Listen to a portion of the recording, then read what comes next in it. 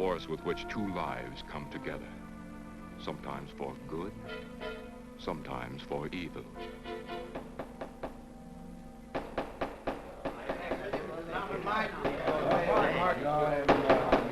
I say, Williams, is out of line on this. I'm definitely against it. Williams seems to forget we have our stockholders to answer to. Phone Mrs. Williams, Della. Tell her to be ready in about an hour, and I'll pick her up. Yes, Mr. You phone San Rafael and see if those papers are on the way over from the executive. Yes, Will.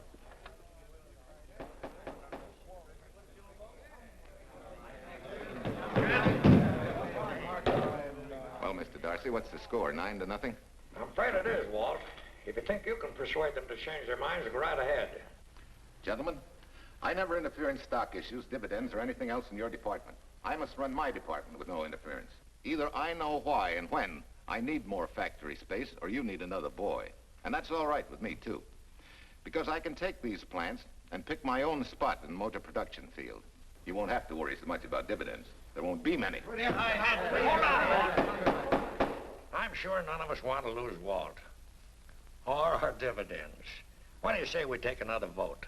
Now, all in favor of buying the 3 new factories signify by saying aye. Aye. Aye. Aye. Aye. Aye.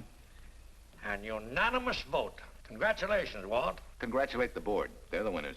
Williams, if these factories are so valuable that other companies would jump at the chance to get them, how do you know that you can buy them at the price you quoted us? How do I know? I bought them this morning. Good morning.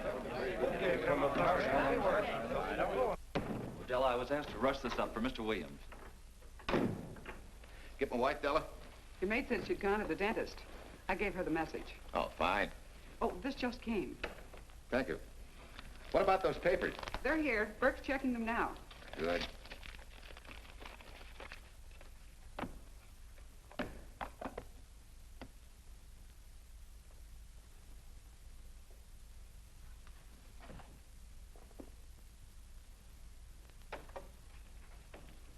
Congratulations, Walt. Take a look at Clause 4. Those provisions haven't been clarified yet. Oh, no? I wanted to leave for Tahoe right away. Get Judge Deering on the phone, will you? Never mind. I can get faster action if I run out to San Rafael myself and stick with him till they're right. Yeah? Mrs. Williams on 3. Oh, put the blueprints of that new diesel in, will you? I want Jackson to see him. Hi, Duchess. I'm afraid now we won't be able to leave till about 5 o'clock. What?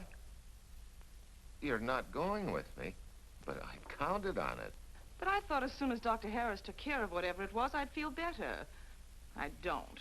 Stupid thing still aches, and I certainly wouldn't be a very desirable driving companion. No, seriously, darling, you run along and buy your little factories and hurry home.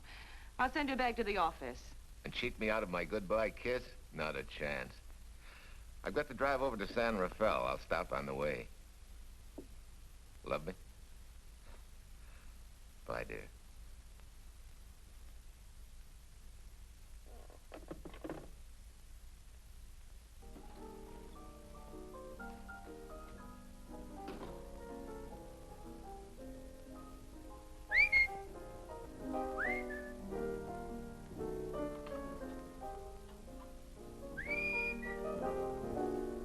How do you expect me to whistle through a toothache?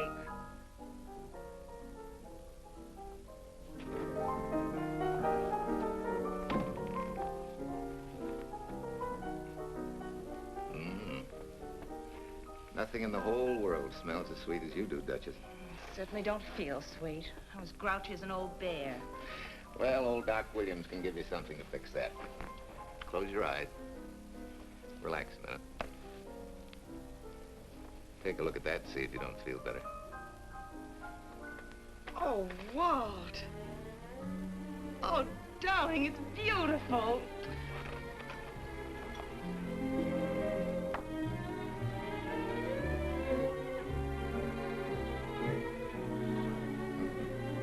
Not bad. Not bad at all. You know, to quote my wife, I like monograms on things. It shows they belong to me, unquote. When did your wife say such a thing, Mr. Williams? About 6 years ago, when I married her. She gave me the first monogrammed shirts I ever owned. Those were the words on the card. I still have it. I certainly hope your board of directors never discovers what a softy you are. They won't, don't worry. I have only one vulnerable spot. What really happened this morning? All I got out of Della was that you stalked out of the office with blood in your eye and were back in no time with canary feathers in your mouth. Oh, I clipped those birds' wings, but short. No one's gonna vote me down, sweet. Not when I know I'm right. Mm-hmm. But how did you convince the board of that so quickly? With subtle hints and easy persuasion. Like this. Either I get what I want, or you get yourself another boy. And that's all right with me, too. Walter! What a clumsy ox. I'm sorry, Duchess. Oh, please, sweet, don't be so upset. Oh, if you could have seen your face. Oh, don't bother, dear. Sulin will take care of that. Not exactly a good prescription for nerves, huh? You know, you're wrong, Dr. Williams. The way I feel now, a good catnap will probably make a new woman out of me. And if it's not going to make you too late... Yes? Well, I'm sure that by 5 o'clock I'll... Swell. I'll run over to San Rafael, get things ironed out, and be back for you by 5. On the nose. Darling, wait. That's perfectly silly. I'll take a taxi cab and meet you in Sausalito. There's a drugstore on a corner opposite the square. I'll be there at 5 o'clock and we can go straight on up to Tahoe. That'll save you all that late afternoon traffic and all that time it'll take to come and pick me up. Smart woman, my wife. Thinks of everything. Where's your bag, honey? Oh, Sulin still has some things to press for me. Sure you don't mind taking a taxi? Very sure. Sweet dreams, Duchess. See you at 5. I better get going. Bye, honey.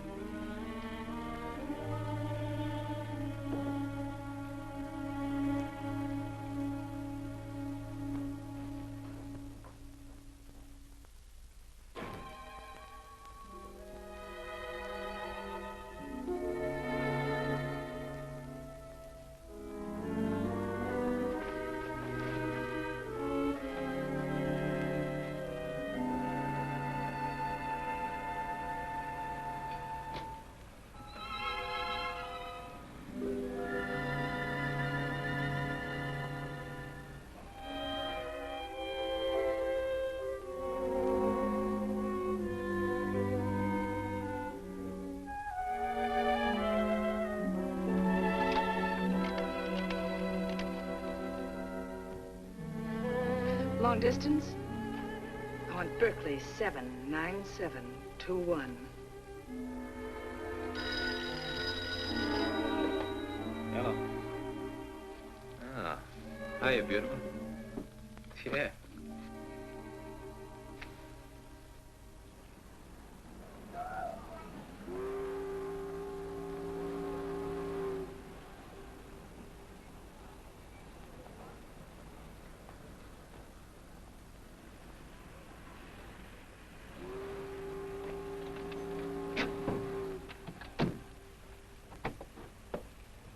Here.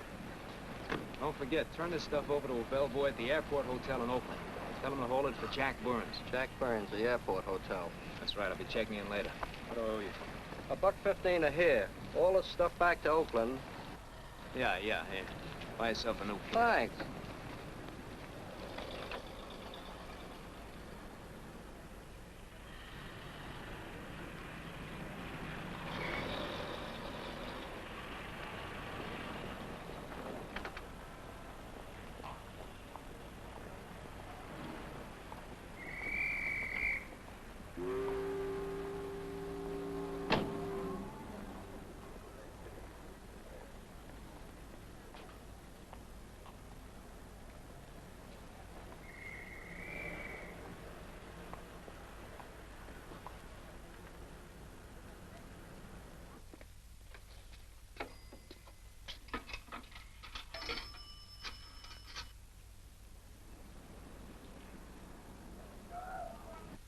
Hey, where's that new woman who was going to meet me? It's after 5 o'clock.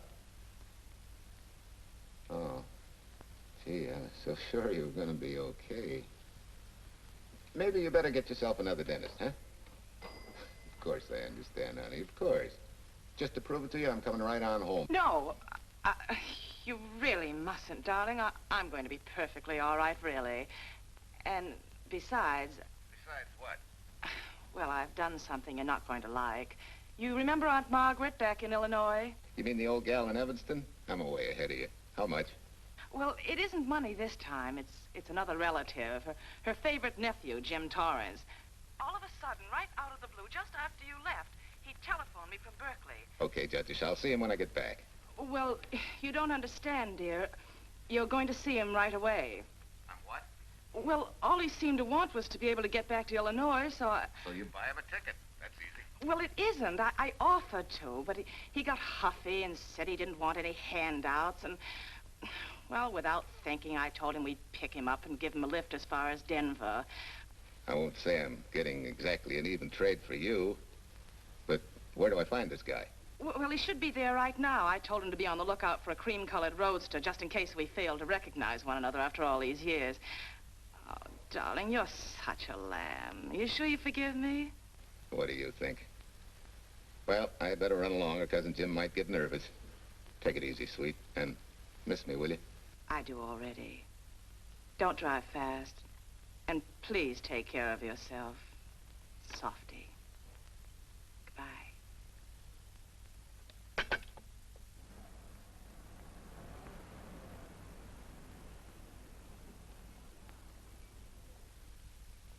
Hello, Della. Yeah, Mrs. Williams wasn't able to go with me. Now, while I'm gone, you see that she gets her roses every morning. That's right. But this time, on all the cards, put love from Softy. Yeah, S-O-F-T-Y.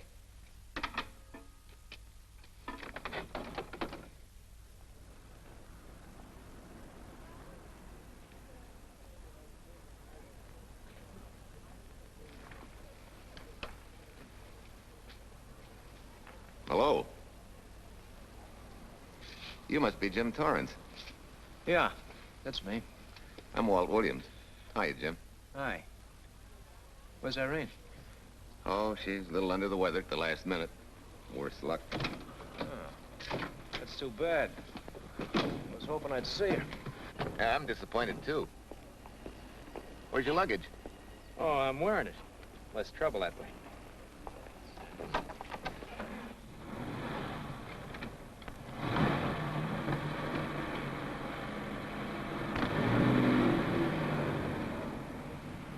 Irene tells me you're heading for Illinois. Yeah. Going been a little rough, huh? Haven't exactly been worried about my income tax. What's your line, Jim? Oh, guess I'm a better salesman than anything else. You know, I can give you a couple of letters when you get back to Chicago. It might help you. It's fine. Little in with the top brass never hurts. What outfit were you with? Patton's Third Army. How was it? Rough. Except for the time in Italy. I kind of liked it there.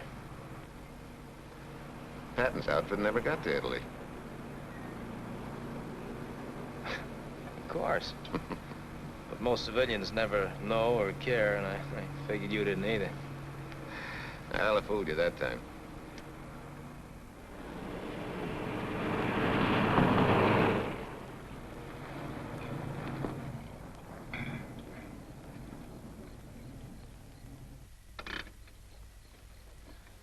Our last chance to chow for a while. How about it?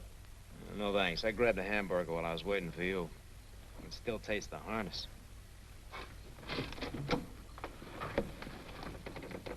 Sure you won't change your mind? No, I'm gonna grab a little shut-eye. Right.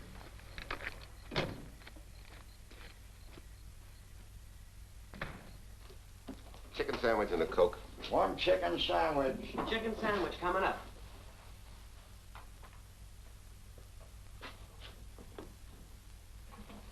Give me change for $1, will you? Yes, sir.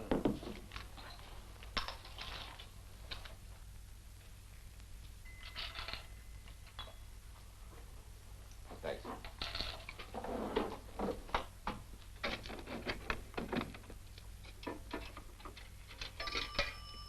San Francisco.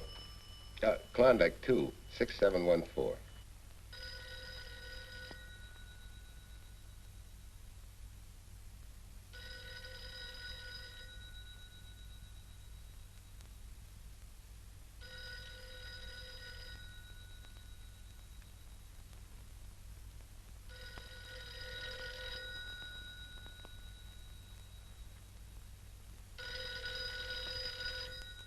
Klondike 26714 does not answer. Oh. We'll try Sutter 1, 2599, please. Bayview Apartments. Oh, yes, Mr. Williams. No, your maid isn't there tonight, sir. Well, she said Mrs. Williams was taking something to make her sleep and wasn't to be disturbed. But perhaps... No, don't disturb her. Just leave a message that I won't forget about a certain problem. Mm-hmm. I think I have it, sir. You want her to forget all about a certain problem. Softy, is that S-O-F-T-Y, sir? Softy is going to take care of it thoroughly. Is that all? Yes, that's all. She'll understand. Be sure she gets it the first thing in the morning. Right.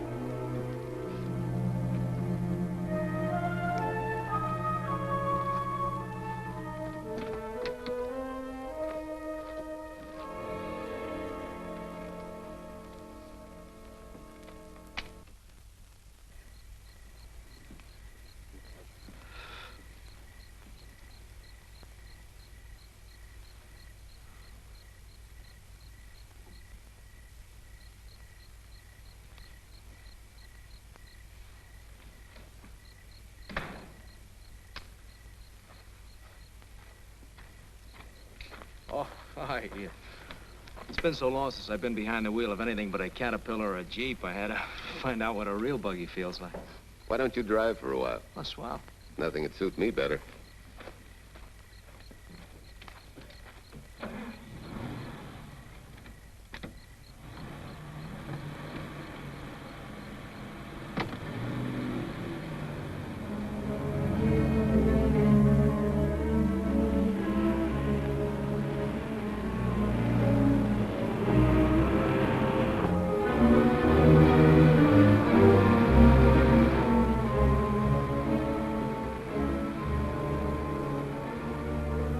Tell me, Irene still got that little scar on her cheek? That one she got from the fall? Yeah. You can hardly see it now, though. How'd you know about that? She just got it last summer. Thought you said you hadn't seen her for years. Oh, from Aunt Margaret, of course. How else? She always sends me the news in her letters.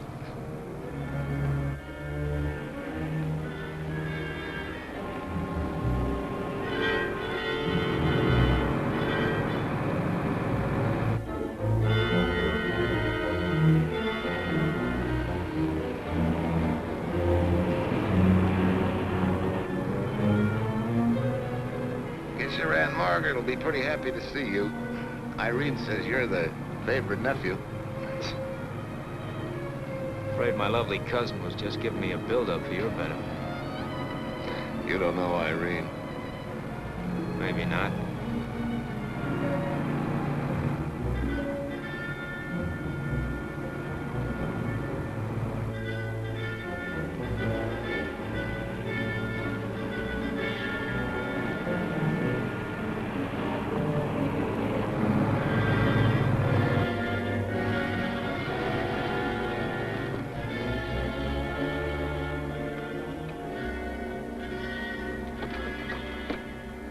What's the matter? I think we got a flat.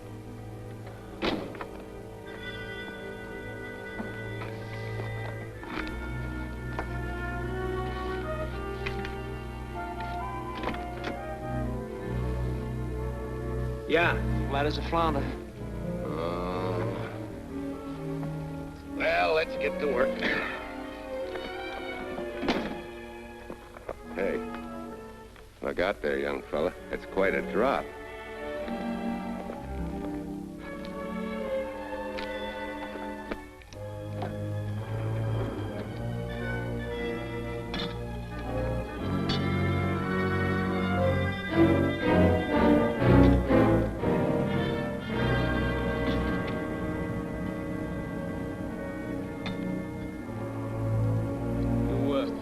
You got a flashlight?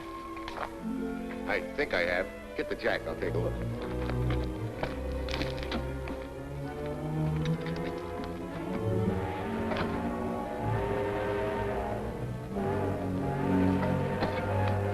Did you find it? Yeah. Yeah, it won't be long now.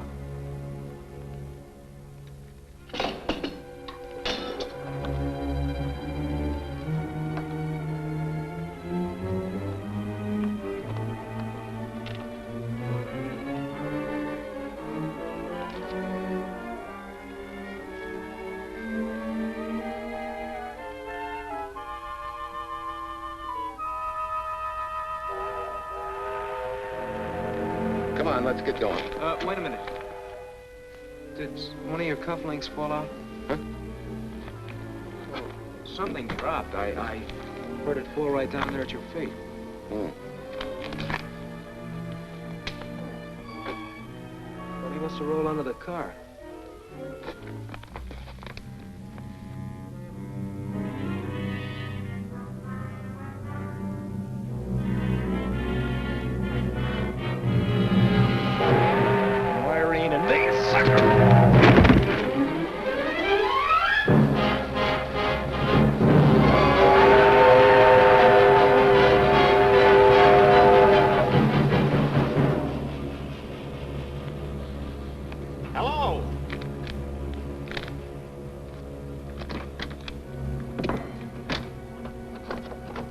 Need a hand? No. I'm all set now. Okay. Good night.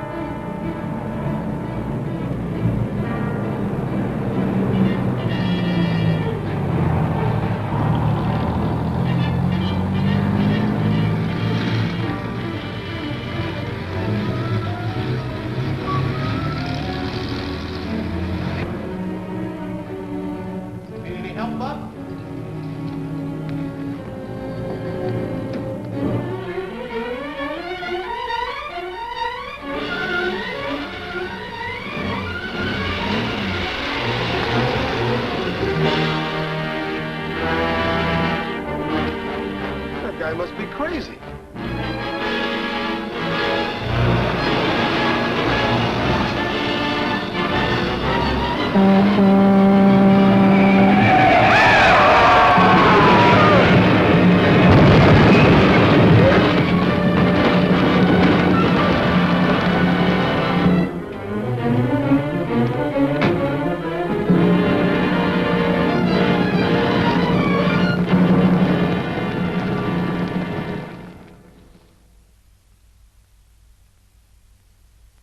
in case my husband should be late and have to rush for his plane. This will be taken care of. Thank you. Tell Mrs. Burns the 302.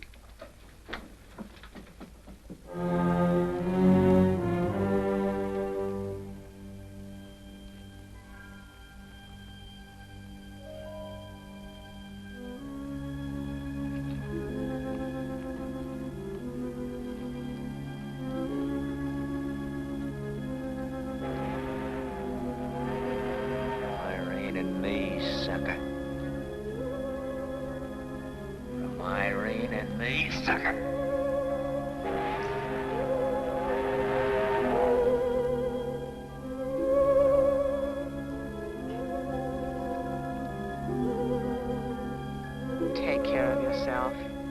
Softy. Softy.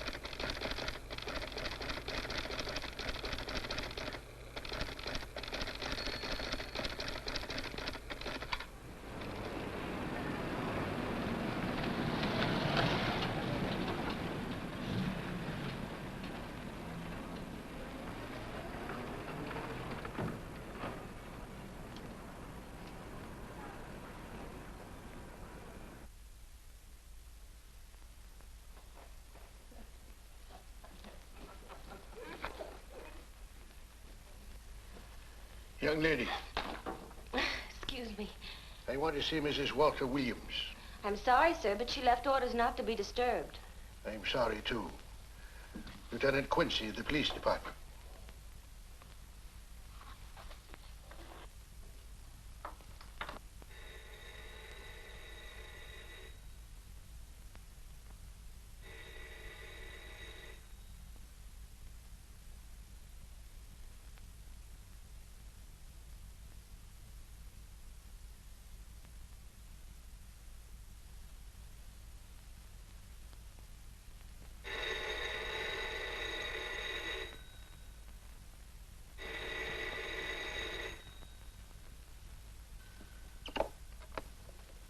Hello? I thought I left orders not to be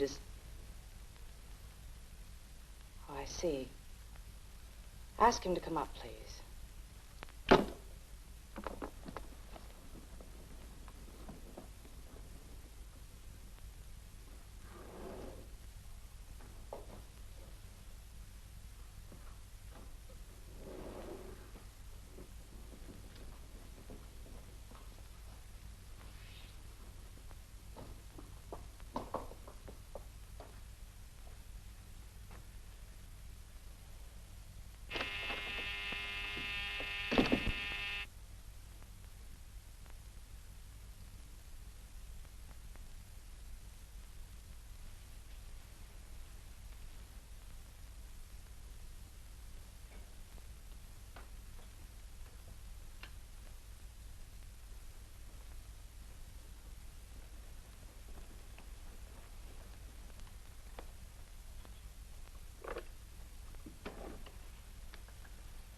Yes? I'm Lieutenant Quincy with the police department. I'm sorry to disturb you at this hour, but may I come in? Of course.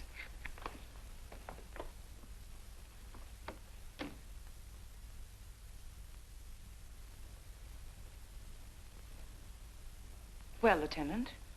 Did your husband go on a motor trip late this afternoon? Why, yes, he went to Denver on business. Why? Was he driving a packet roadster? Yes. Is anything wrong? I'm afraid there is. Won't you sit down? Has something happened to my husband? Yes, Mrs. Williams. He's dead, isn't he? Yes. Oh, Walt, I knew something like this would happen. I begged him time and again not to pick up hitchhikers. But it wasn't a hitchhiker, Mrs. Williams. It was just an accident. He ran into a truck, a gasoline truck. You mean there was fire? He must have been driving pretty fast. I don't think he felt anything after the crash.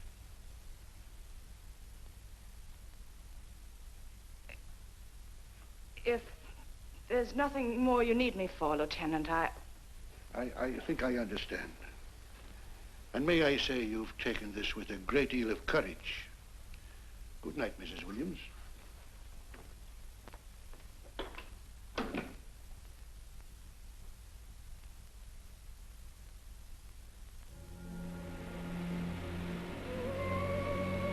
Take care of yourself.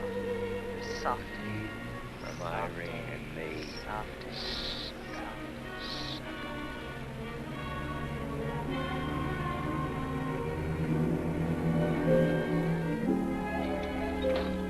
Ready? Yeah. That Williams must have been quite a guy. Yeah, he went to work for Universal Motors as a sheet metal worker. Mm-hmm. Less than 10 years, he's their top production man. Well, he sure went out in a blaze of glory. Yeah. Let's go.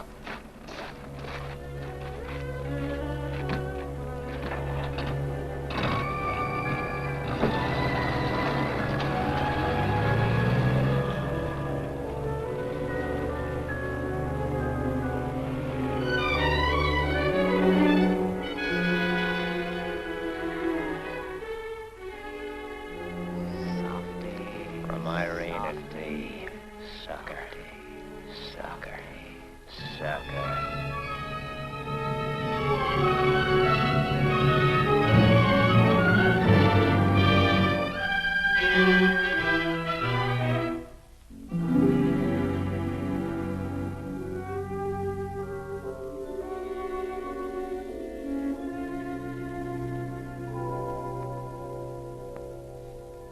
Well, could Mr. Burns have taken a later plane and still made connections for Mexico City? I see. Thank you. Yes? It is some telegrams for Tai. Just put them under the door, Sulin.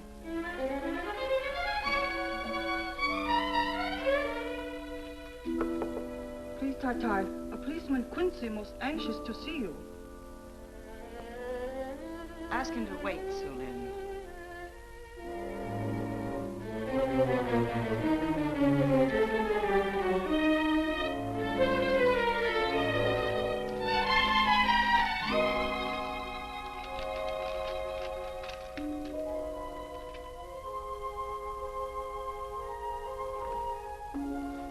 Mrs. Williams will see you presently.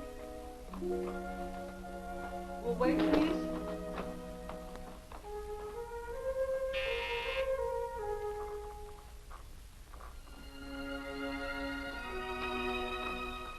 Flowers for Mrs. Walter Williams. Thank you.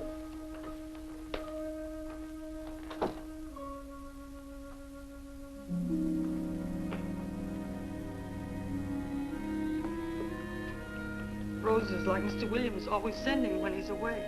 You seem to have been very fond of Mr. Williams. Sulin is honored to have served him 5 years, and he... I'm sorry to keep you waiting, Lieutenant. I wouldn't be disturbing you again if it wasn't necessary. And I wouldn't be keeping you but a moment. You're being very considerate. Won't you sit down?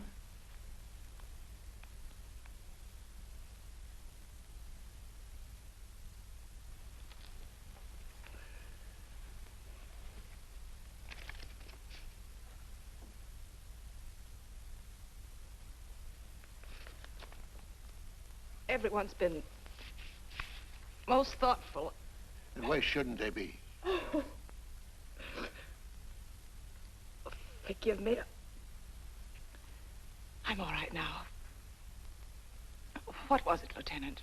The state police would like to have some information. They found some wavy skid marks for quite a distance on the road, as if the car had been out of control when it crashed.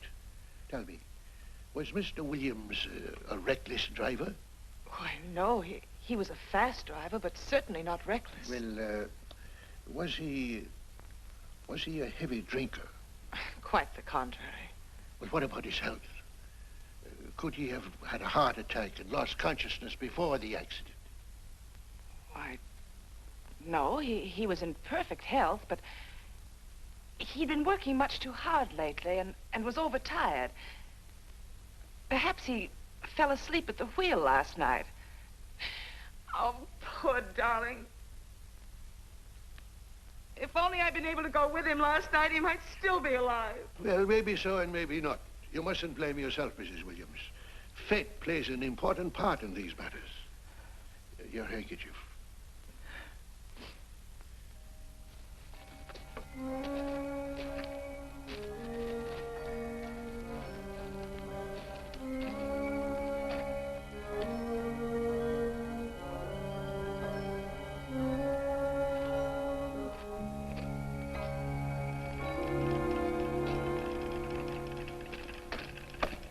When's the next train to San Francisco? 10 a.m. tomorrow.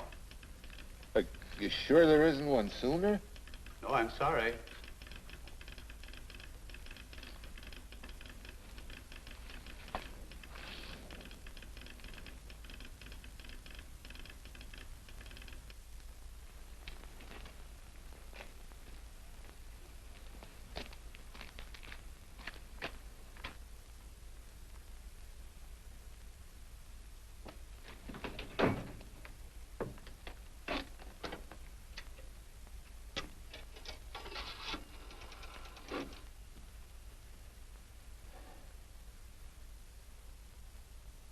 We have a circuit now, sir. Evanston. Calling Mrs. Margaret Hubbard's residence in Evanston. One moment, please.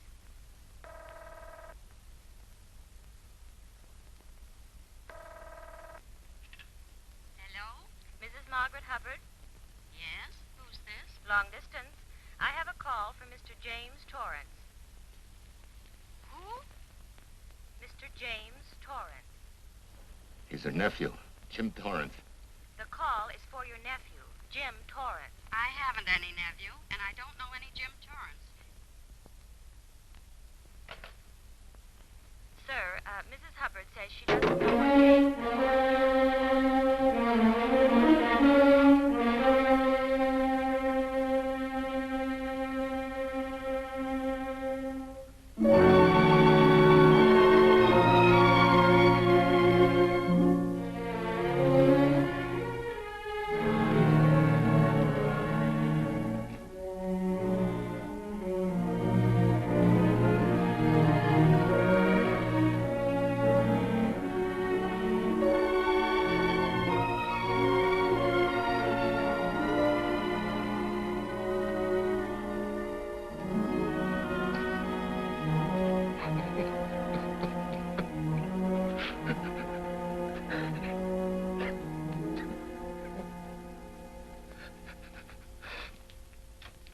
What's the matter, son?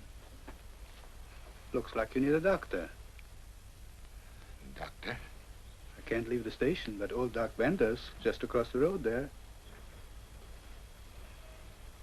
Yeah. Doctor?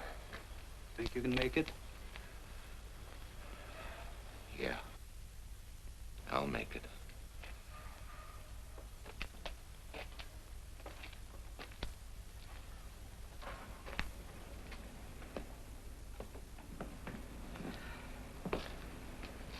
Now take it easy, man. There's some concussion there. You've got to watch your step for a while. Yeah.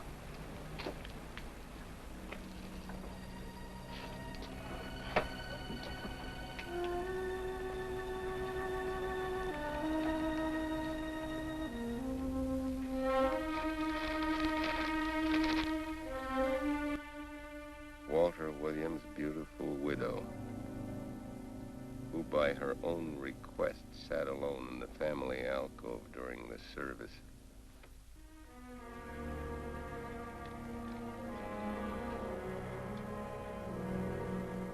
Smart. Someone might have caught her licking her chops.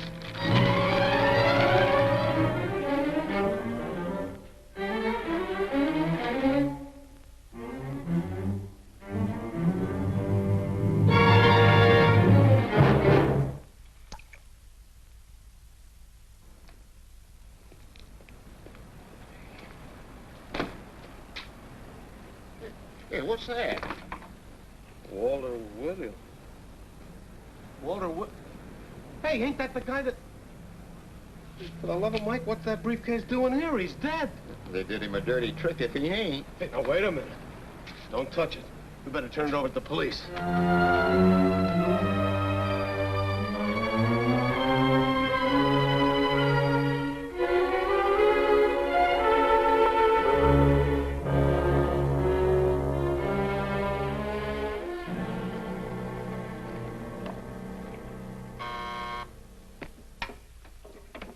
Homicide, Captain Callahan. Oh, yes, Chief. The Duke just came in from Washington. The fingerprints are those of a James Torrance. Yeah, I'm putting Quincy on it. Right. This sort of opens up a new can of peas on the Williams accident. There's the FBI reporting the guy. Playing with the lady's affection seems to come natural with him. All you got to do, Quincy, is find him. Yes, that's all I got to do. Last known whereabouts of Jim Torrance was in a moving van somewhere between Sacramento and Points East. Yeah, wait a minute. Last known address, care of his sister, Mrs. Joseph Rossetti. Irving Apartments, Berkeley. Well, what are you waiting for, Quincy? Let's go. Did Torrance leave any forwarding address?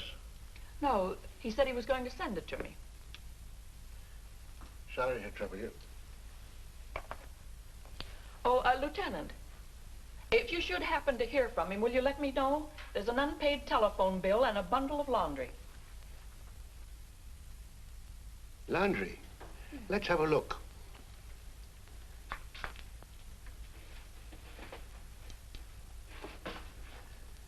I may have to take this along with me. Not without a receipt, you don't. You mean you don't trust the police? In my business, you don't trust anybody.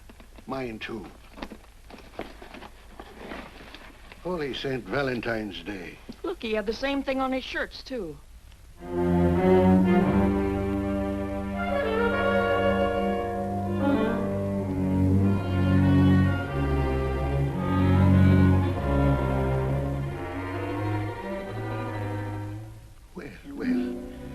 Romance in your late tenant's life.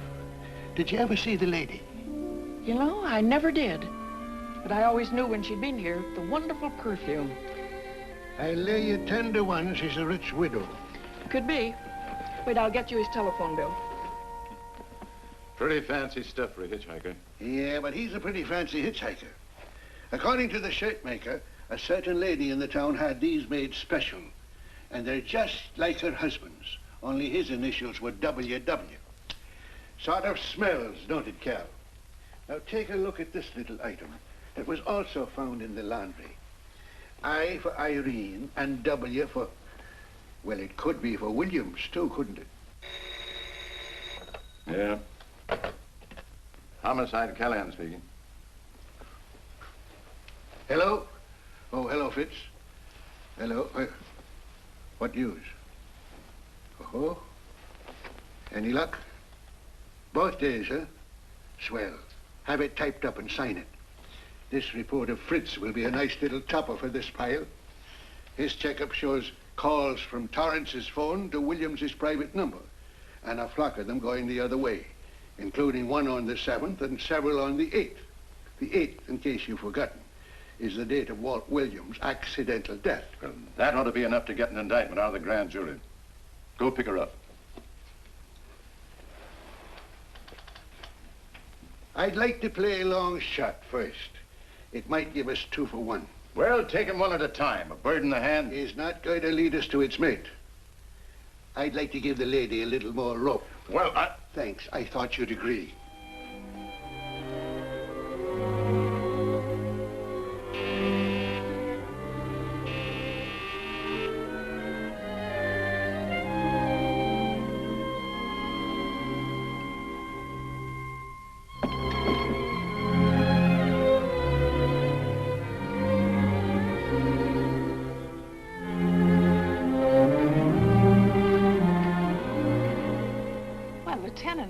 You just caught me. I'm glad. I have some rather startling news I thought you should know before it hits the headlines. Come in. Thank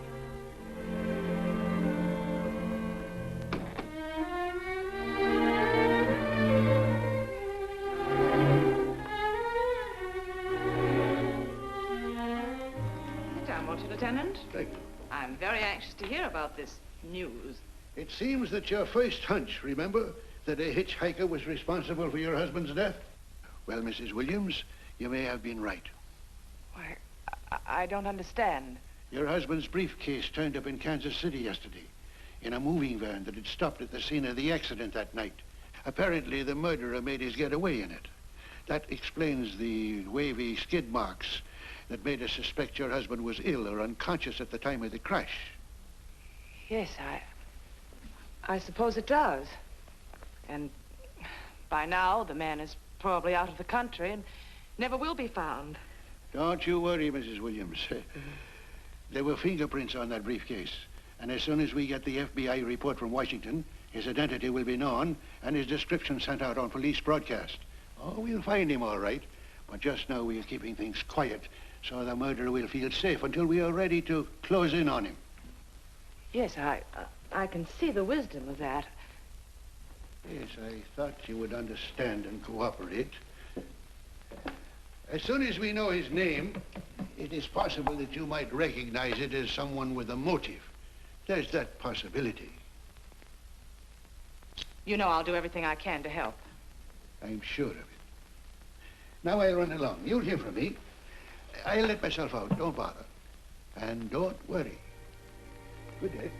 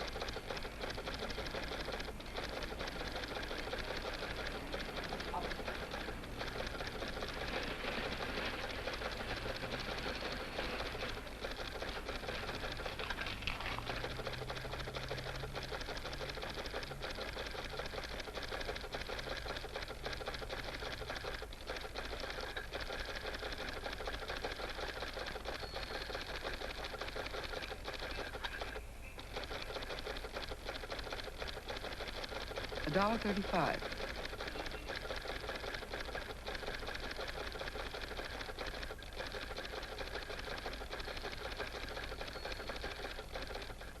See, everything after the letter J in the first name has been obliterated by heavy writing over it. The only impress letters legible are those between words or before them, like RNS at the end of this name here, and the Hotel Santa here before the word Evanston. Well, Tom, don't you think it's about time you retired? Why, there isn't even evidence there of Mrs. Williams' intent to communicate with Torrance. And who do you think she beat a path to the telegraph office to wire to? The League of Decency? I'll tell you what I think, that you should have brought her in when I first told you to. By the time we get her now, she'll have figured out a way to tip Torrance off. He'd be that much tougher to find. Not unless she's tipped him off from your office. Ernie's got her on ice waiting for you.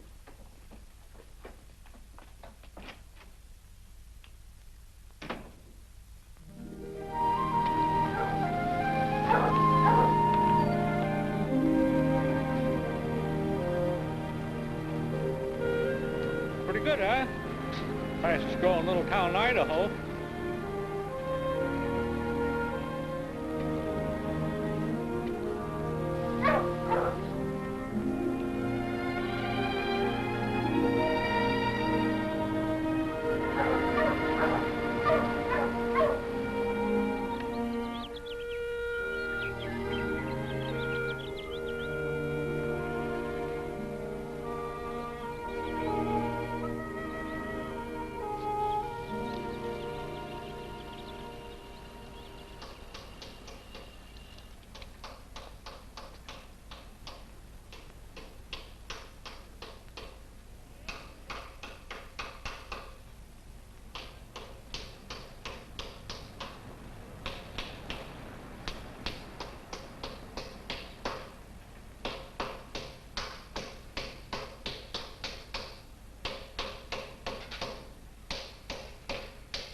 Have a heart, son. You trying to wreck that engine?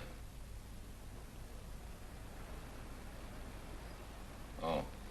Sure. It's a hobby of mine. The way you're going at it, you can't miss.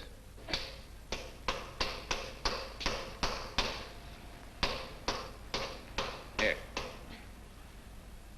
I just can't let you ruin that beautiful motor. Start her up.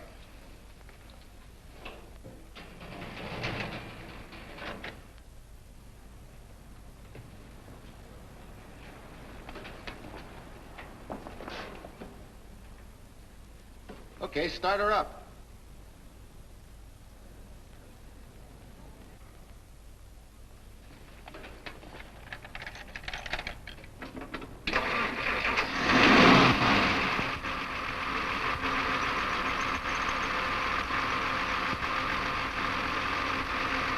Shut her off.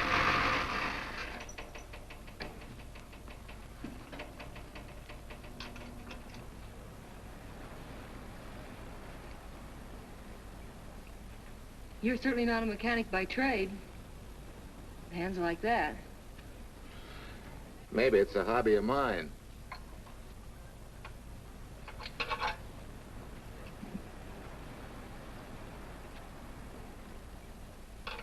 Gee, what happened to your head? Perhaps I was talking when I should have been listening. Okay? Okay by me. Thanks a lot, Hill. So long, Marcia. Bye. He's all right now. You better lay off till the boss gets back. I'm the boss. I guess the new cars are a little bit over my head. Now, with a jalopy, it's different. Aren't there any mechanics around here you can hire? No, they all went over to the new factory in Mansville. I guess they got better wages. Tough break. Yeah. How much do I owe you?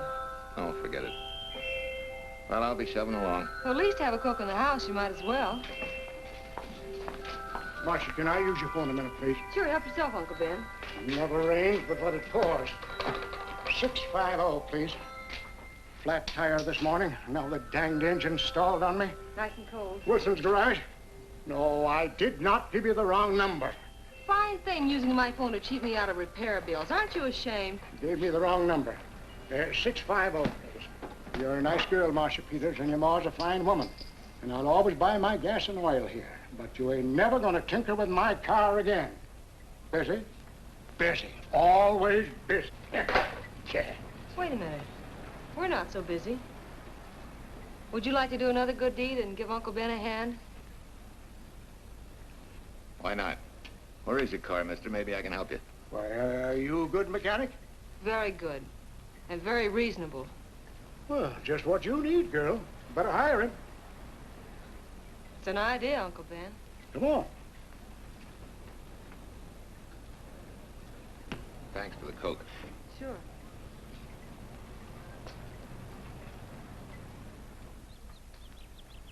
Well, I got Uncle Ben fixed up all right. Nothing but a sticky carburetor valve. Bye. I hope he paid you. What for? It only took a minute. You're certainly not money-conscious, stranger. There. This is no kind of work for a girl. Somebody has to do it if I want to stay in business. And I want to.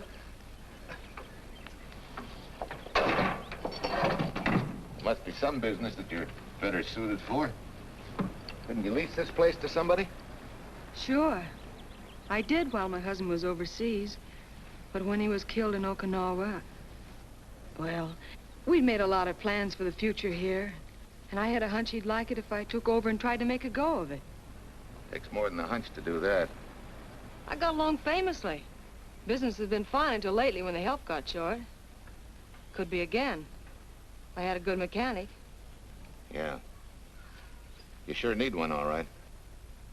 Well, for Pete's sake, say yes or no. Do you want the job or don't you? You mean you'd hire me without knowing anything about me? You can repair automobiles. What else do I need to know? Except your name. Well? Why not? Sure. I'll try it for a while till you get someone permanent. The name's Bill Walker. Okay, Bill, it's a deal. And maybe if business gets real good, you'll want to stay. Oh, don't count on it. Where's this go, on the rack? Yeah.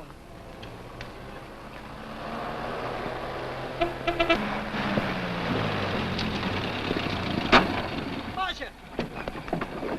Marcia! It happened!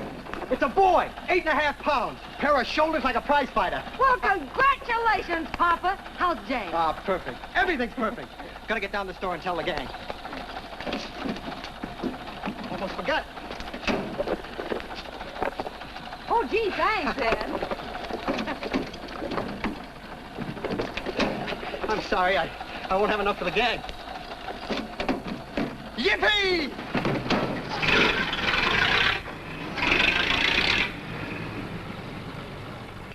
Thanks. Say, we haven't settled the matter of wages yet. Maybe I can't pay you regular salary. Suppose we leave that open till you find out how much I'm worth to the business. Doesn't seem to be any business right now. Might be a good time for me to get rid of this beard and find a place to board. We live right next door. I'll go ask Mom. She'll know of a place. Sort of a peaceful house. I noticed it this morning. Oh, gosh, I forgot. She's down helping Mrs. Wellesley with her canning. Mom finds homes for everything from stray cats... To stray mechanics? Well, you're not a stray anymore. I'll go phone. Pearl, 674, please. Hello, Miss Wessler. May I speak to Mother? Hi, Mom. I've got some good news for you. I hired a man for the station. Yeah. No. Nobody we know. He's from out of town. Needs to place a board. You got a good one up your sleeve?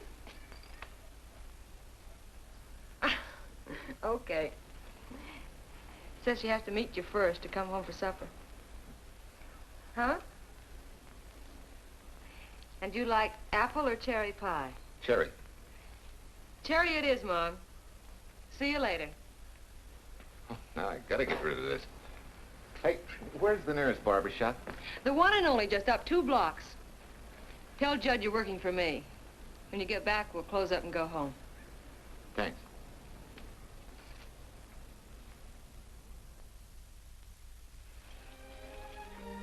Well, that's real nice. You must have had a good bringing up, young man. Thank you for the young man. We thank thee, O Lord, for thy bounty, and ask thy blessing on this food, and on the new friend who shares it with us. I hope you're good and hungry, Mr. Walker. Who wouldn't be? Mark, she eats like a sparrow, with all the hard work she does. May I have your plate, please? Well, she can start taking it easy now. Boss, the help. Thank you. She never takes anything easy. Has to put her whole heart and soul into everything she does. Well, now that you're through with me, Mom, how about Bill? Have you thought of a place for him to stay? Well, why can't he stay right here? We have a spare bedroom going to waste. And I think you like my cooking. Like it? That's very kind of you, Mrs. King, but it seems an imposition. Imposition, nothing. That's good business. I can get back what I pay you in board and room. Well, Marcia, what a thing to say. If you'd like to stay, we'd like to have you. We have some more vegetables. Mrs. King, you have a boarder. May I have a biscuit, please? Oh, excuse me.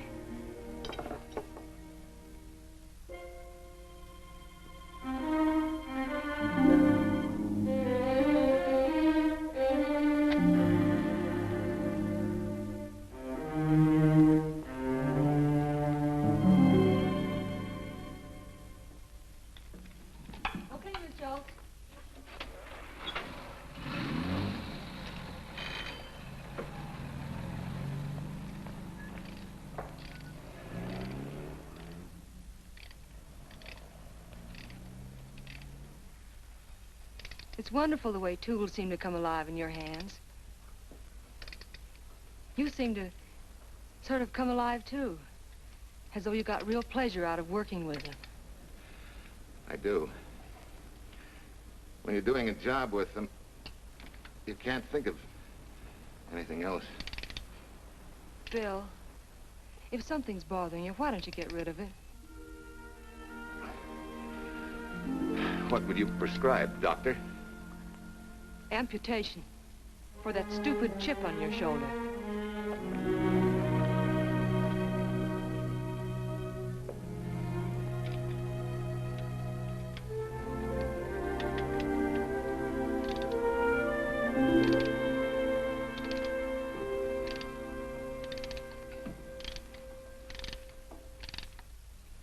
What you need is a ring job. Save yourself some money. Gee, Bill, with the baby and everything, I just can't afford it now. Oh, we'll take care of that. Hey, boss. How's Ed's credit? Good enough for a ring job? Well, sure, if I can hold Junior as collateral. Oh, not a chance, fella. Never mind her. I'll do it on my own time. Oh, thanks, Bill. Maybe we'll see you tonight, huh?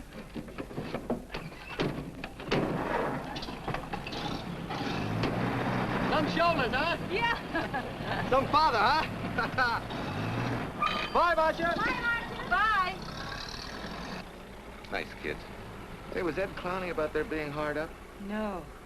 Things have been pretty tough for him ever since he got out of the service. Fix a car for him, Bill, and only charge him for the labor, okay? Then he gets it for free. I'd already figured on knocking that off. Say, we could make it an anniversary present. Anniversary of what? Junior's arrival, and mine, 3 months ago today.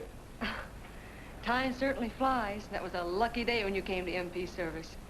Your work's been bringing in a lot of business. I'm glad of that. Hated to have fallen down on Mom and you. Say, look, boss, why don't we three celebrate tonight and go to the movies? Ed said he and Jane were going. Well, that lets Mom out. She'll be babysitting. I'd love to go, Bill. I haven't been in ages. Here's your opportunity. Go to work.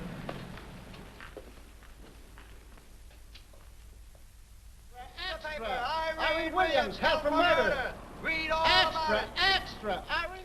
This is Sheila Graham with the latest news of the shocking Williams murder case.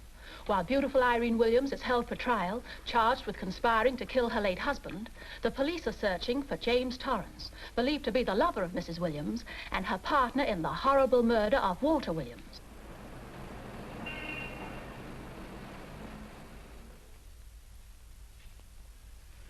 If I'm handling your case, my dear Mrs. Williams, I want 1/3 of everything you get. You're out of your mind. You don't realize what I'll get as Walt's widow. Perhaps you don't realize the spot you're in. Torrance's fingerprints were found not only on your husband's briefcase, but, in a manner of speaking, on your reputation as well.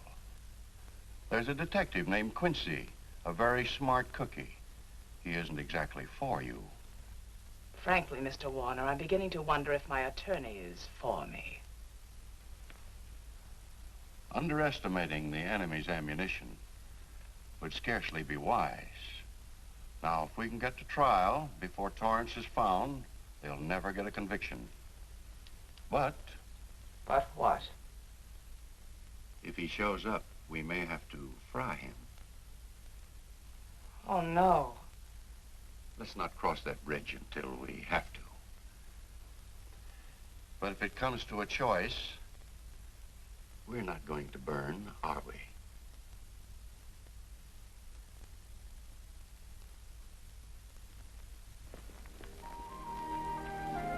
Aren't you the chatterbox this afternoon? What about this afternoon? Oh, I'm sorry, boss. I guess it was wool gathering. You're only supposed to do that in the spring. Is there anything you don't know? Yes. What's San Francisco got that we haven't? Better newspapers, for one thing. Anyway, California's supposed to be the land of opportunity. I thought that by now you liked it here. I do. Very much. It's a good town. Nice people. Swell boss. Thanks. We like you, too. No fooling, Bill. You'd be surprised how many people ask questions about you.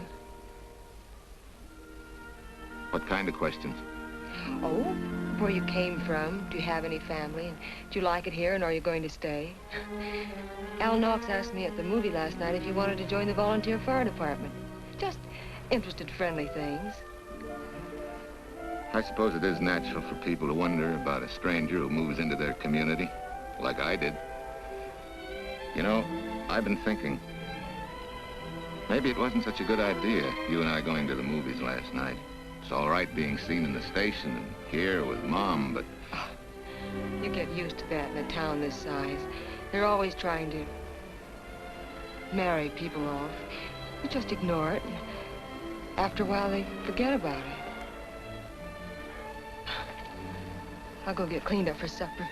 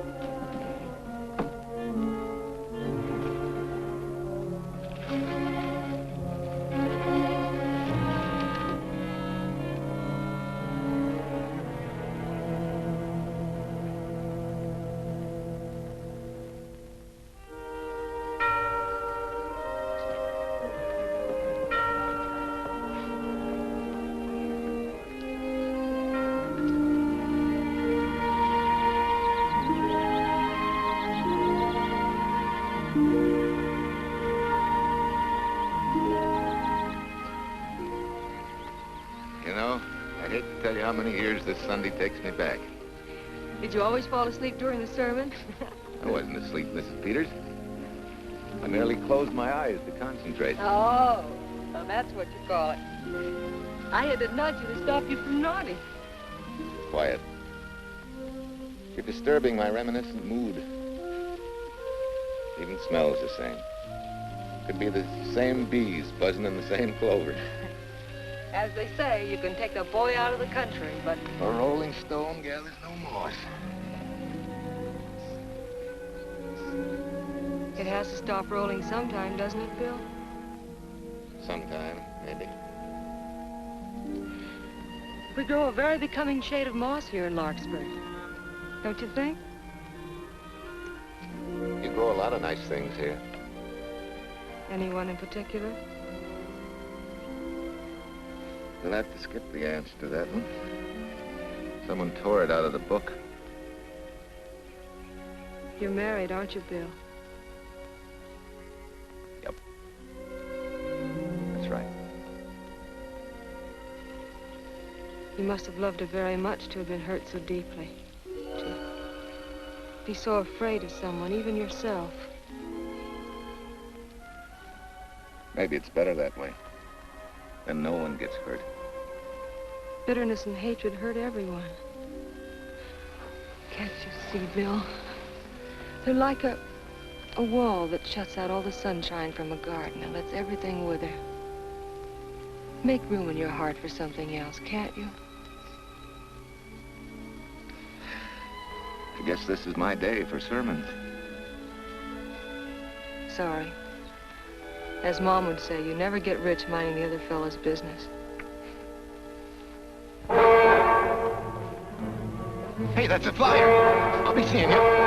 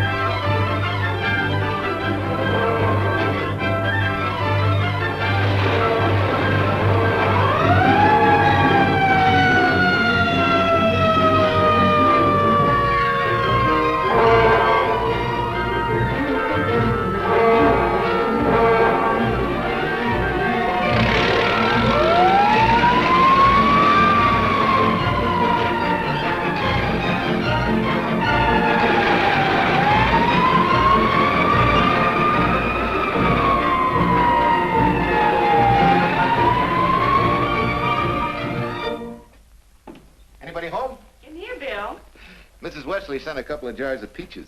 Said you helped her can them. Oh, thank you.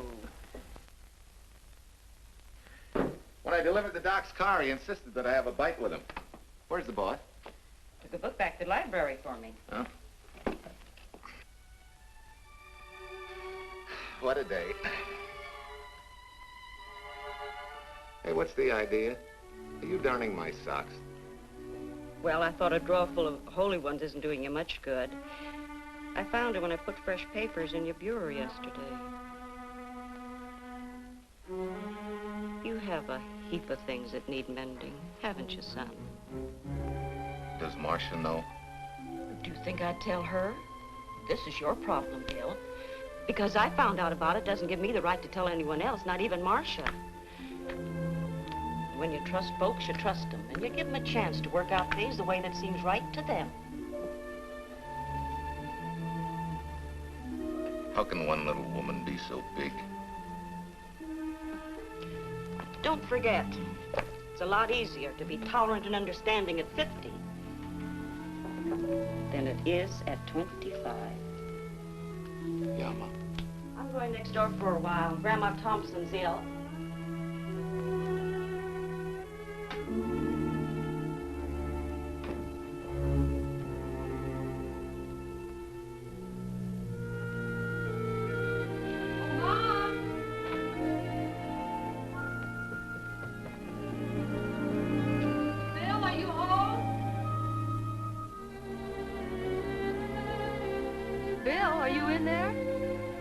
Yeah? Mom went next door, Marcia. Hi. Do you work awfully late? Oh, about 6. Anything wrong? Come in. I want to tell you something. I'm checking out. Has something happened? No, just... I'm doing what I should have done a long time ago. Moving along. But why, Bill? My name isn't even Bill. There isn't any Bill Walker. I'm Walter Williams. The late Walter Williams. Walter Williams? I don't understand. You may not even after I've told you, but at least you'll know the whole story. Sit down, please.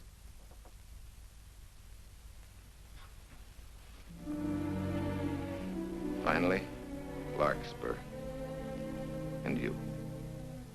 From there on, you know. I'm glad you're going back to make things right. Going back? Wild horses couldn't drag me back. What are you going to do about your wife? Nothing.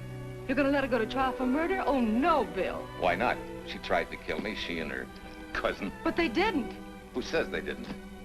Let them try and prove it. No matter what your wife did, she can't be tried for something that didn't happen. Oh, Bill, can't you see? You bet I can see. She deserves everything she's getting. Sorry part of it is they'll never convict her. No, Bill. The sorry part is you're not big enough to take a hard jolt to your pride and to your ego. Sure. It hurts to be tricked and cheated by someone you loved and believed in. But that doesn't give you the right to take justice into your own hands, to trample on the hearts of others and walk out on life. A barren, frustrated boyhood. A marriage to a woman who accepted my love, yet despised me so thoroughly she resorted to murder. I'll never think of our moments together without nausea. I feel stripped bare, degraded. Because you've closed your mind and heart to everything else. Even me.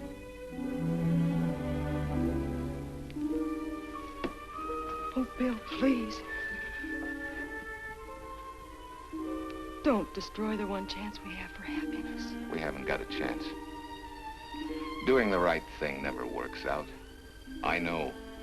In this world, you turn the other cheek and you get hit with a lug wrench. Forget me, boss. Try and forgive me.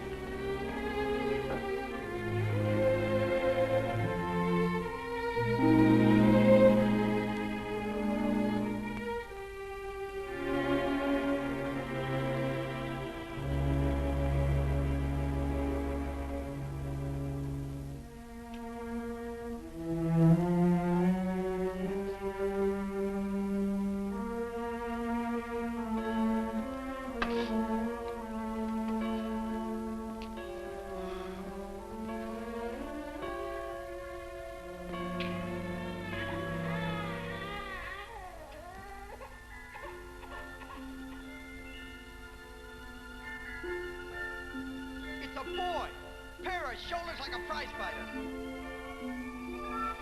You know, I hate to tell you how many years this Sunday takes me back. You have a heap of things that need mending, haven't you, son?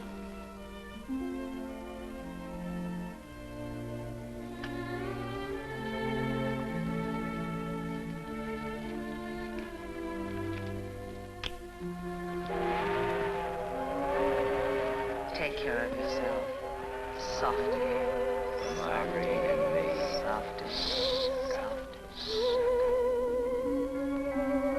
You're not big enough to take a hard jolt to your pride and to your ego. Sure. It hurts to be tricked and cheated by someone you loved and believed in.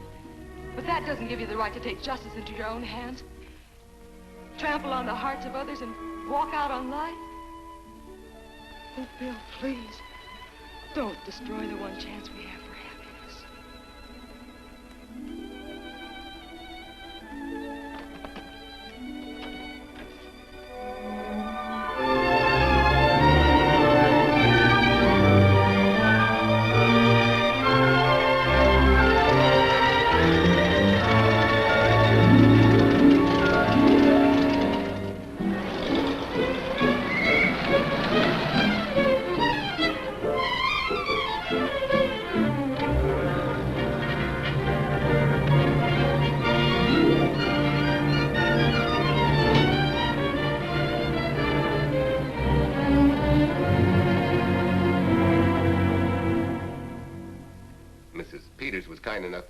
To substantiate at least the Larkspur portion of what I've told you.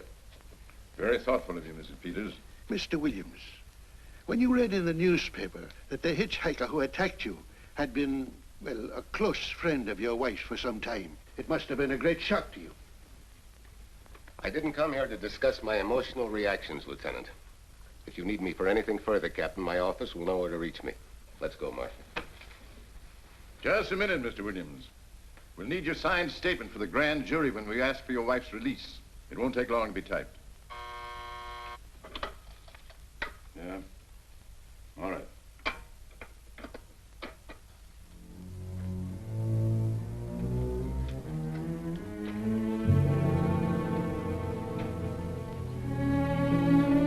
Come in.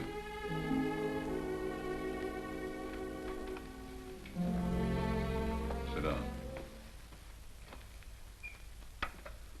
Mrs. Williams, we We have news for you. Really? I can scarcely wait.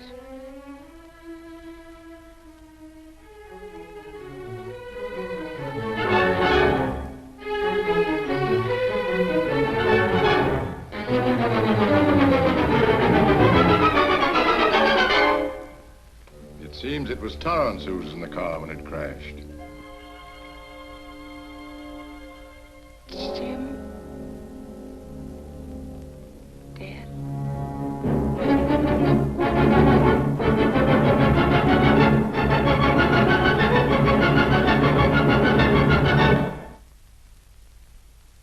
You did it. You killed him. No. He tried to kill me. Thought he had. And he ran into the truck. It was an accident. An accident? You wait all these months to tell this story. You let me rot in this filthy jail. Wait a minute. You let everybody believe you're dead. Pretty convenient, wasn't it? A dead man can't be tried for murder. Mr. Williams, perhaps your wife would understand better if you would explain to her about the amnesia. Amnesia? Oh, don't tell me you believe he had amnesia. Where's he been all this time, just wandering around in a daze? Tells us he's been in Larkspur, a little town in Idaho, working as a mechanic in a service station, run by Mrs. Peters here.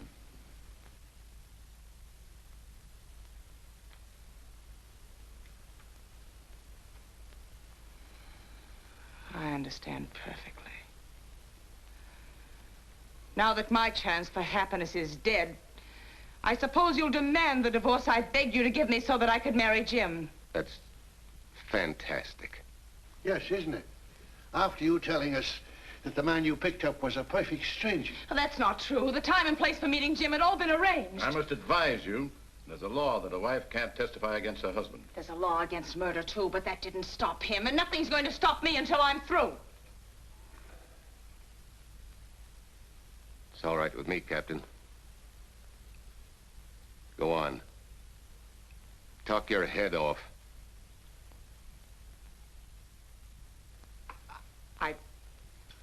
I was to have gone with him to Denver. He insisted on it, although I was quite ill. Several hours before we were to leave, he came home. There was a violent scene. He threatened to kill me unless I agreed to give up Jim. And I wish he had. This is incredible. Not one word that she has said is true. Then you have nothing to worry about. Mrs. Williams, was there a witness to the threats you mentioned? No. Unless the maid overheard. She was in the apartment. In fact, she picked up the pieces of the vase that he threw at me. Where's she now? I don't know. She left me suddenly after all this began. Please, could the questions wait? I feel rather ill. Will you have Mrs. Williams ready for the grand jury at 10 o'clock tomorrow morning? That's all.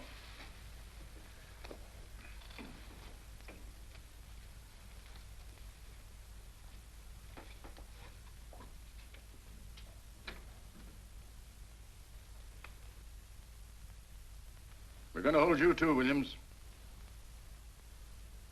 On what charge? Suspicion of murder. But he's not guilty of any of these things. Then it should be easy for him to prove it. Take it down and book him. That fiction of Mrs. Williams must have been very convincing. No, we just couldn't buy that yarn you tried to sell us. Let's go.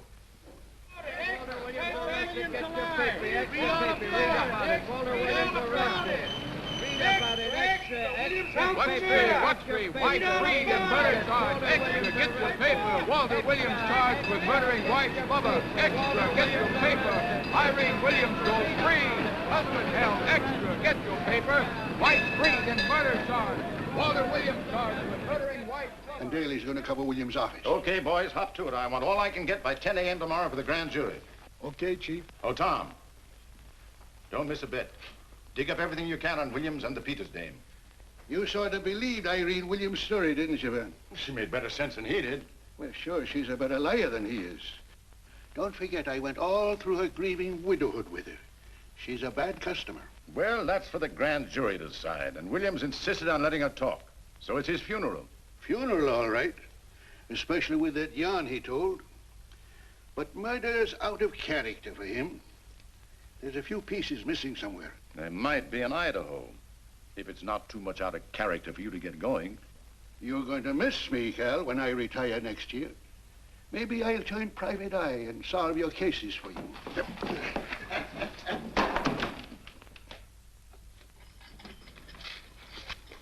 Hi, Williams. Mr. Williams? Thanks. Got a deal from the bottom here, don't you? Sorry, Williams. Okay, Williams.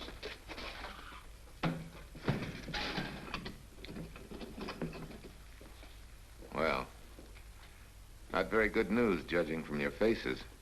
Well, Wolf, the grand jury returned indictment against you. Mrs. Williams was released. I see. Now, don't you worry, Walt. We'll have you back at work where you're needed, and in short order. Come on, Eldridge. There's a visitor waiting far more attractive than we old fogies. We're just leaving, Mrs. Peters, but remember, don't hesitate to call on me for anything. Thank you so much.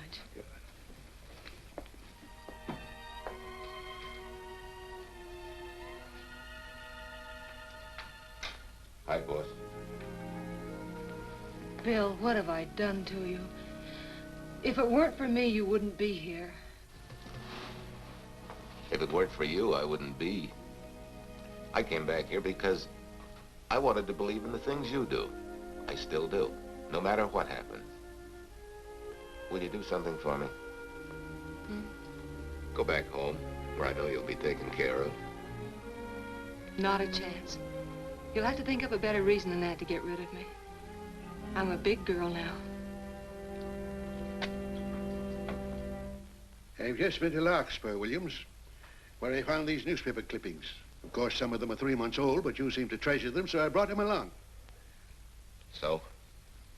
I don't think they exactly substantiate your claim of amnesia. As if you were interested in substantiating any claim of mine. Now, let's get one thing straight. Most people, when they get in a jam, think the police are only interested in the prosecution. Our job is to get the facts, the truth. And the truth never hurt anyone but the fellow that lied. Unless he was a beautiful woman. Oh, quit kidding yourself, Williams. You made the boner. I had no more to do with Torrance's death than you did. And out of the whole population of Northern California, you just happened to pick up a hitchhiker who happened to be your wife's boyfriend. Ah, have a heart, Williams. I suppose you'll tell the truth when you take the stand, but you better have some mighty conclusive proof if you expect the jury to believe it. Wait, Lieutenant. Bill, we all know you're not guilty, but we're going to need help to prove it and need it badly. Lieutenant Quincy can't take sides, but if we're right, he has to be on ours. And I have a hunch he wants to be. Why don't you tell him the whole story? All of it, please. I'd like to, Quincy, very much. Guess I should have told the whole truth in the first place. But I wanted to clean this mess up with as little scandal as possible.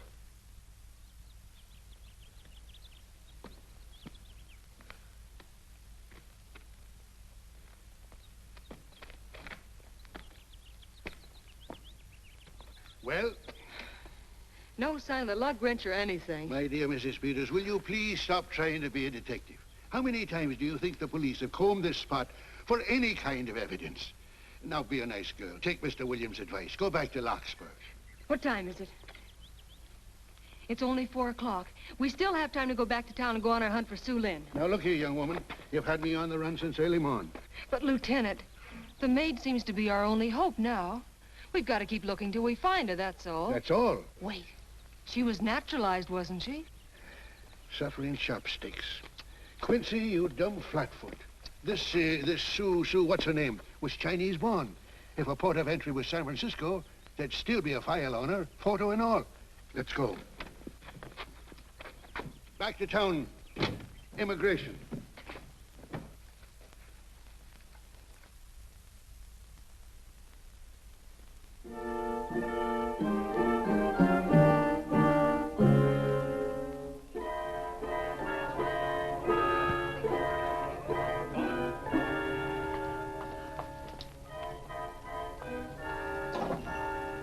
The council has given us the right lead.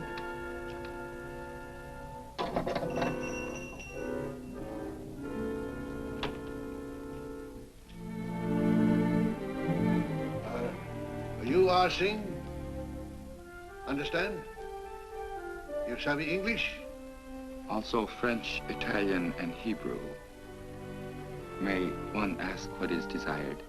We're looking for Su Ling Chung. The Chinese consul said you were her uncle and might tell us what she is. This daughter of my brother, has she offended the honorable police? Oh, no. They just wanted to ask her some questions about Mr. Williams, the man she used to work for. Ah Sing's heart is heavy that he cannot lead you to her. But things that are not known cannot be told. Well, if you hear anything of her, report it to headquarters.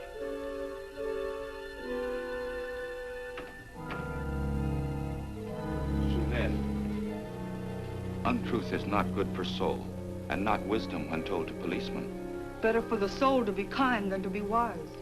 Sulin must keep silence to help in this matter.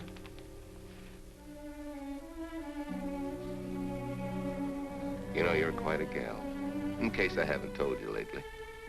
You're just too easily pleased, that's all. There must be a way out. Why can't we find it? Oh, buck up, boys. Tomorrow's another day. Yesterday you go to trial. Bill, I'm afraid. And the state intends to prove, beyond any reasonable doubt, that the defendant, Walter Williams, did, with malice aforethought, kill the deceased James Torrance, whom he knew to be his wife's lover. And that with his victim dead beside him, he drove his car into the course of an oncoming truck, jumping clear himself some seconds prior to the crash. And subsequently, he made his getaway in the back of a loaded furniture van. And for 3 months, as Bill Walker, he laughed at justice, but had imprisoned his unfaithful wife for conspiracy in his own murder. But then he decided that being dead cramped his style. He thought he could eat his cake and have it too.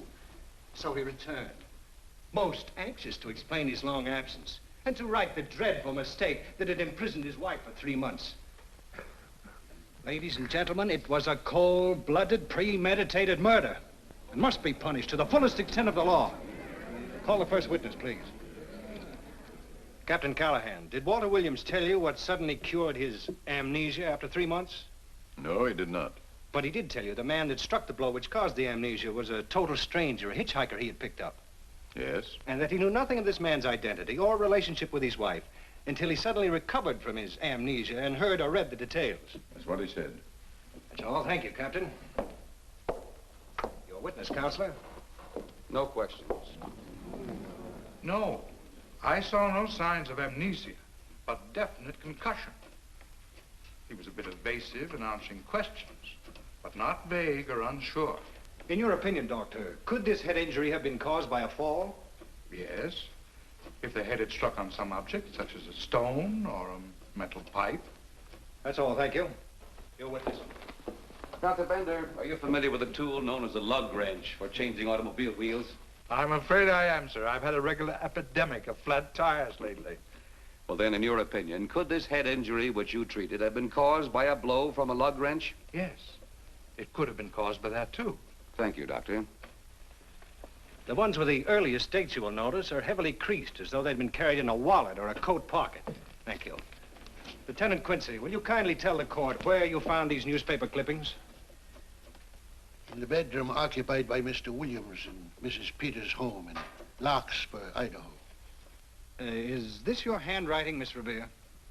Yes, sir. And that's the message, at least our record carbon of it. Would you read it to the court, please? June 9th, 8:32 p.m. Message from Mrs. Walter Williams, Penthouse D. Mr. Williams called, said he wants you to forget all about a certain problem, that Softy is going to take care of it thoroughly. Was there any other conversation? Well, I just asked if that was all, and he said, yes, she'll understand, and sort of laughed as if it were a joke and hung up. Some joke killing the wife's boyfriend. Head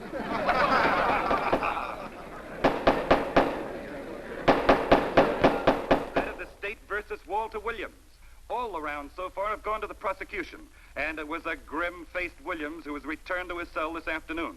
What the score will be after he takes the stand is anybody's guess, but he's going to need some lucky punches to get a decision.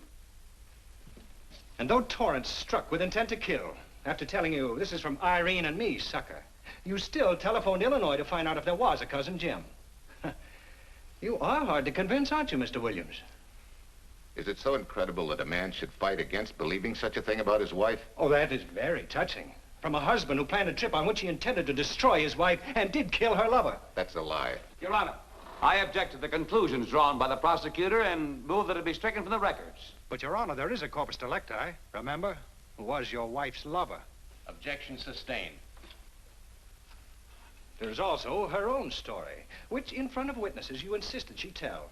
And then we have your own two different stories from your own lips.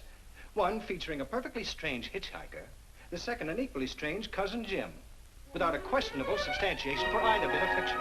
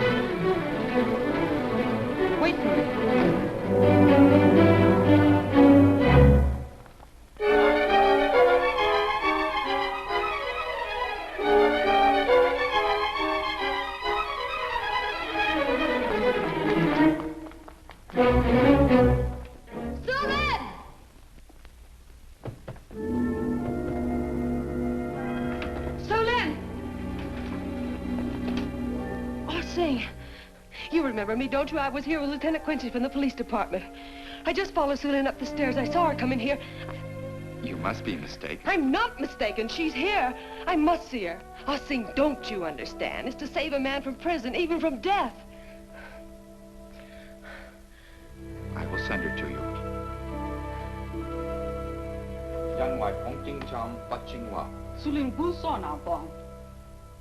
Oh, Sue Lynn, we've been looking for you all these weeks. Mr. Williams needs your help so desperately. I cannot help. You must forget that you found Sue Lynn. Forget it? But you're his only witness. You're the only one that can help. Not as a witness. Only with silence can I repay his great kindness to me and my family in China. Why? For I heard other things. That most unhappy day, from Mrs. Williams' bedroom, his voice very loud and angry. A flower vase broken to pieces. He can explain all that. They do not believe what he's already told. That I heard anything would do harm. Don't you see?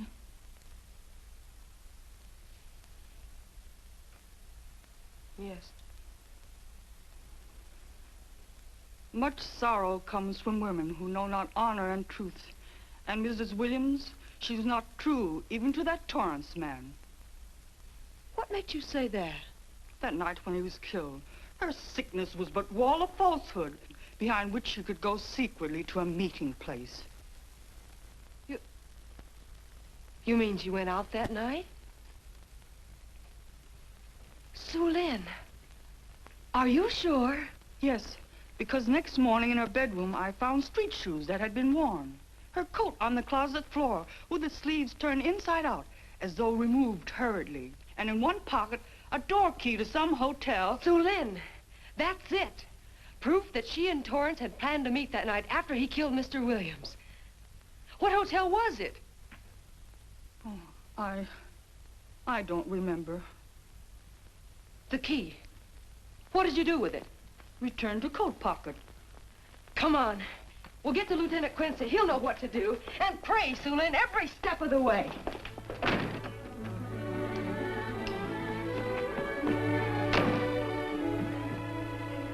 Now hold everything. Even if this long shot don't work out, we'll just keep on pitching.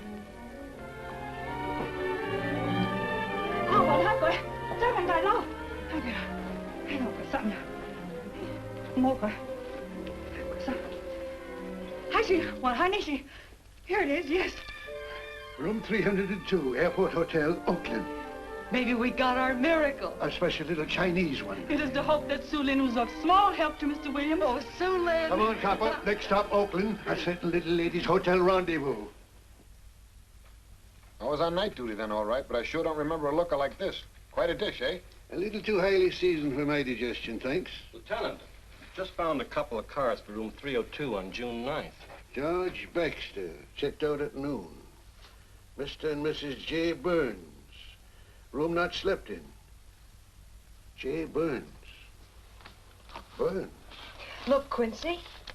The handwriting on the card is identical to that on the photograph. And here's a little boy, the same thing. The cover-up telegram to Aunt Margaret. Now look at the impressions. J here, and here RNS. J. Burns. That's the name she started a telegram to. Room not slept in. Say, I got that dame pegged now, Lieutenant. She said they'd be out of the room by midnight as her husband was catching a plane.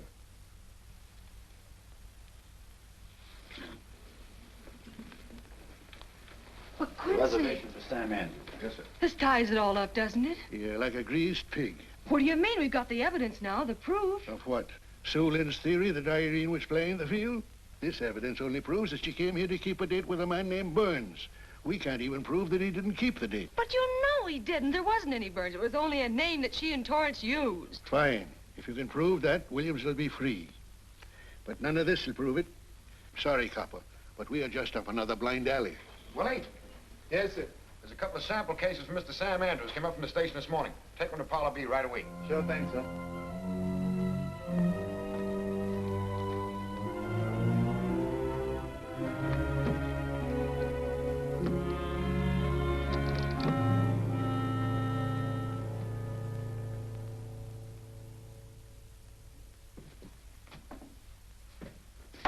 Be seated.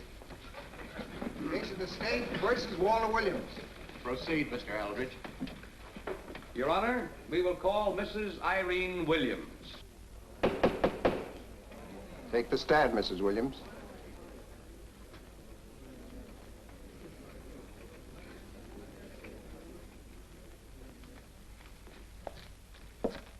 Raise your right hand. You solemnly swear that the testimony you're about to give in this cause to be the truth, the whole truth, and nothing but the truth, so help you God? I do. Hey, what cooks? The defense calling her? Mr. Eldridge, what's the purpose in calling this witness? Merely for purpose of identifying handwriting. Now, Mrs. Williams, this photograph of you... Was stolen from my apartment. So, according to the inscription, to Walt, my adoring and adored husband, Irene, this belongs to Mr. Williams. This is your handwriting, isn't it? Of course. I'm touched that he should have wanted it so badly. And this telegram, addressed to Mrs. Margaret Hubbard. Is that also your handwriting? It is.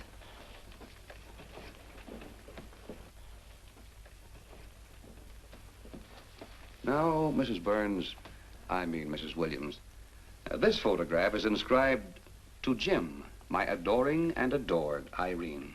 Did you write this too? I see no point in all this. Merely answer counsel's questions. Did you write it? I did. And these letters addressed to Mr. James Torrance, did you write them? Yes.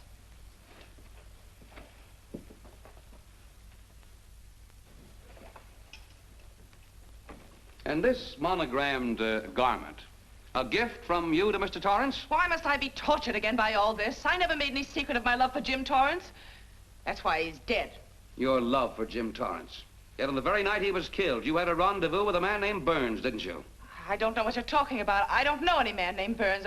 I was at home that night, very ill. Oh, yes, the sleeping pills. Well, you must walk in your sleep then, for you spent at least part of that night at the airport hotel in Oakland, where you registered for Mr. and Mrs. J. Burns. Don't waste the court's time trying to deny it.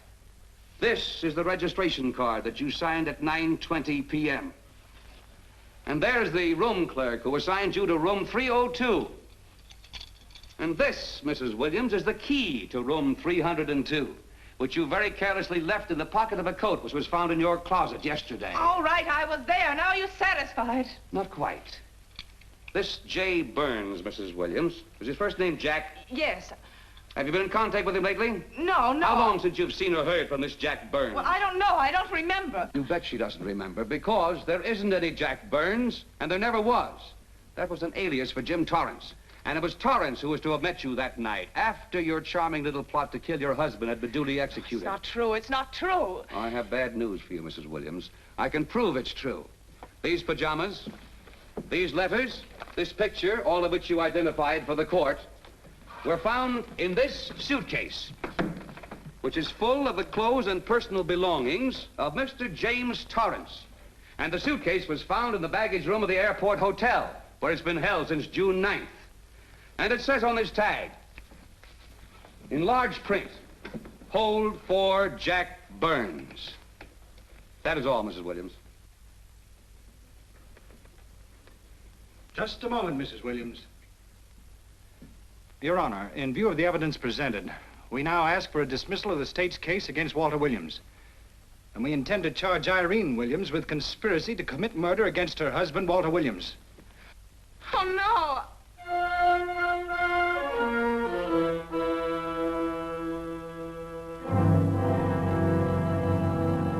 The case against Walter Williams dismissed. Court adjourned until 2 o'clock. Well, that's that, Walt. Congratulations, Mr. Williams. I haven't the words for it, Quincy, but we could never have made it without you. Ah, sure you could. You know, son, right always wins if you give it a little push, especially when you get a copper like this one to do the pushing. Well, I'll be seeing you. You know, it'll seem kind of strange being able to eat and sleep without someone getting in your hair all the time. Oh, fine, Walt. We're looking forward to having your hand on the wheel again. The Denver plants are waiting for you to open them. You think you can make it in the morning? How about it, Counselor? You bet you can. Oh, good. Well, I'll be running along.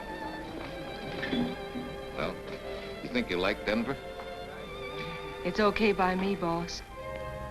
Yes, impact. The force with which two lives can come together. Sometimes for evil, sometimes for good.